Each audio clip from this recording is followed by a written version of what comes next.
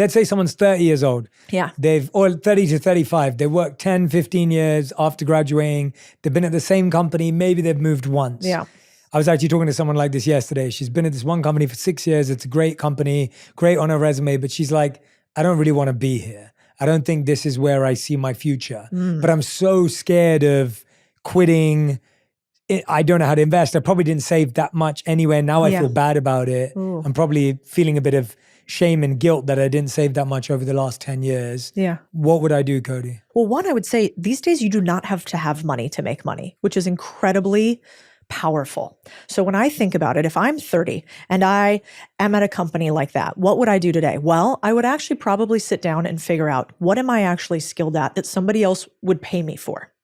Once you know what somebody else would pay you for, which is really just like, do people ask for your opinion on this? Could you actually get jobs in this space? If it was me, because I'm kind of unemployable, like, you don't want me to work for you. I got my own ideas. I want to do things this way. If she's like that, then what you want to do is you want to try to partner with somebody where you can be the solution to their problem. And because you understand what I call deal making, which is really the language of money, you can negotiate an ability for you to own part of a thing in order for you to have one of three outcomes.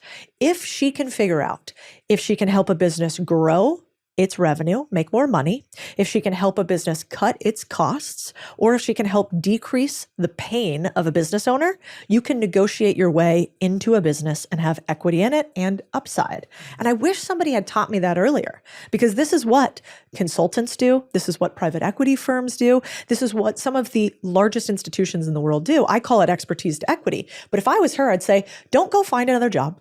And if you don't have a brilliant idea that you're like, I would die for the want of creating this thing in the world. If you have that, please go do it. But if you're like, I don't have that, I just want to make money and I want to feel respected and I want to feel like my skills fit somewhere and I'm able to have an outsized income. If that's you, then I think you should try to value your skill set. Then you should try to negotiate for an upside deal with somebody. And you should try your hand at this game called ownership, which is where you say, hey, small business, I know how to market. Can I help you market at the side while I'm working on this company? And because I help you grow your revenue by 50%, could I keep 10% of the 50% I grow? Do you think a small business owner would say yes to that? Of course they would, because there's no downside. And I think more often than not, we think that the only risk you can take in making money in business is putting your own cash down. That's a risk. Or starting a business, aka dedicating your life to something. And the last part I'll get a little statistic on us is 90% of startups fail inside any rolling 10-year period. We know that statistic. Most startups make $0 for the first 3 years. After that, the average entrepreneur makes about $46,000 a year, which is great, but not when you've been making zero for 3 years. And then on top of that, we've got this nation of people who have all these bills to pay, and they are betting on hopes and dreams as opposed to realities. And so my commentary is, can you figure out how to value your skills so you can negotiate a little bit more upside for that day where you can't work anymore? Yeah, definitely. Yeah. I'm so happy to hear such smart, honest advice, because I do think you're so right. For so long, we keep telling everyone follow your passion, just quit your job, jump over. And, it's hard because like you said, that business may not work. Your skills may be better off here. You might not be an entrepreneur. You might be someone who's going to work with an entrepreneur and build. I wanted to address something though. I do find a lot of leaders and a lot of founders of small businesses or up and coming businesses to also be quite resistant to recognizing the value of sharing. So I'll give an example of what I mean by this. When I was starting out, I remember speaking to people who were much more established than I was. Mm-hmm. And I said, hey, I've got a person I'm going to work with and we're going to split things 75-25.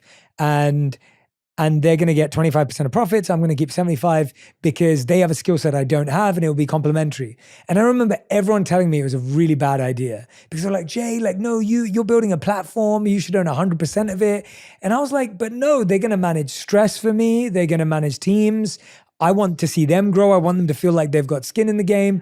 And now, 8 years later since that decision, I'm so much happier and I have a great relationship with one of my business partners. We have a great relationship. He's as invested as he was then. Yep. Things have grown really well. And I'm like, the people that were trying to hold on to that last 5 to 10% actually haven't grown.